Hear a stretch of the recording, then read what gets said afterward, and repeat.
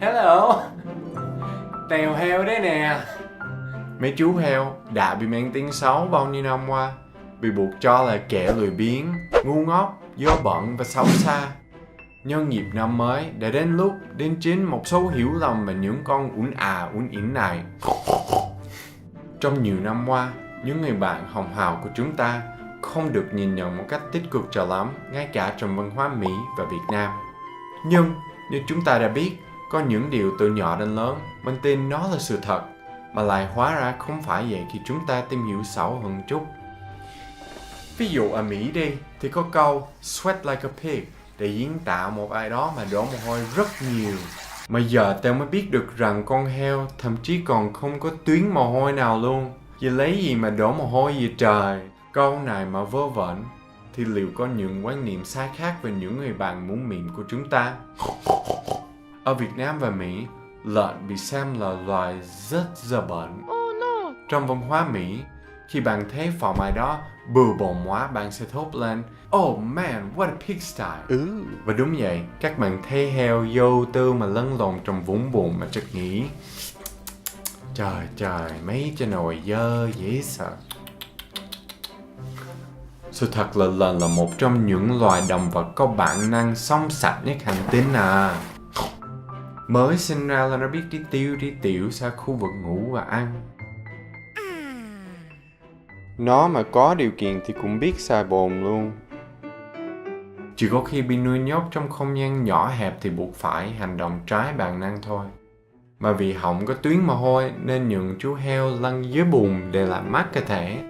Bùn như là lớp áo chống nóng, chống bọ và hạ nhiệt độ cơ thể. Thay vì mua kem chống nắng mắc tiền thì xài bùn miễn phí. Very smart. Tiếp đến một quan niệm khá phổ biến ở Việt Nam, đó là ngu như heo, ngu như lợn là hai câu cửa miệng dùng để chỉ ai đó chậm tiếp thu. Nhưng sự thật là lợn khá thông minh. Nó có thể xếp hình và học mấy ngôn ngữ đơn giản. Chúng không những thông minh hơn loài chó mà mức độ thông minh còn bằng một đứa bé 3 tuổi luôn. Chúng có thể tự nhận ra tên mình, mở mộng, trời đá banh và biết cách tận hưởng cảm giác được massage. Heo là loài động vật có tính xã hội cao, có khả năng đồng cảm cao, dễ bị tác động bởi cảm xúc xung quanh. Nó mà cảm thấy năng lượng tích cực từ bạn nó thì nó sẽ quẩy đuôi. Còn tiêu cực thì tai nó cụp xuống. Giao tiếp của heo cũng khá phức tạp vì nó có thể tạo hơn 20 âm thanh để bày tỏ những cảm xúc và nhu cầu khác nhau. Một trong những nhu cầu này là ngủ và nghỉ ngơi, và heo đã đạt được danh vọng khá cao trong lĩnh vực này. Cái này có vẻ đúng, nhưng nói đi cũng phải nói lại. Heo rừng thì thường rất khỏe, sung sức như dân Đức, có thể chạy với tốc độ lên đến 18 km/h chứ bộ. Nhưng sự thuần hóa là một điều rất hài hước ha. Dù mình là loài động vật nào đi nữa thì cuộc sống thuần hóa có xu hướng mang lại sự lười biếng cho tất cả chúng ta, không riêng gì heo. Ngồi trên cái mông bự trảng của cuộc sống thuần hóa cũng bao gồm rất nhiều bữa ăn. Dường như heo cũng được biết đến nhờ việc có khẩu vị tuyệt vời. Chúng ăn khá nhiều. Và tại sao? Vì thực tế là heo có bản chất dễ ăn. Rau, ok. Thịt, ăn luôn. Cookie, sô-cô-la, yes. Sô-cô-la trồng rác, quất luôn. Tỏ mông, chắc tâm nhẹ nhỉ.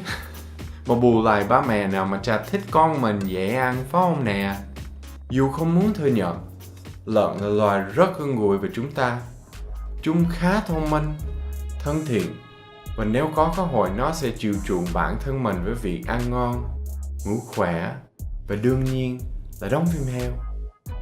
Và cũng như chúng ta vậy, đóng xong heo cũng rất thích âu yếm nhau. Con người chúng ta còn gần gũi đến mức nội tạng của heo đang được xem xét được sử dụng trong những ca ghép ghép vào người à.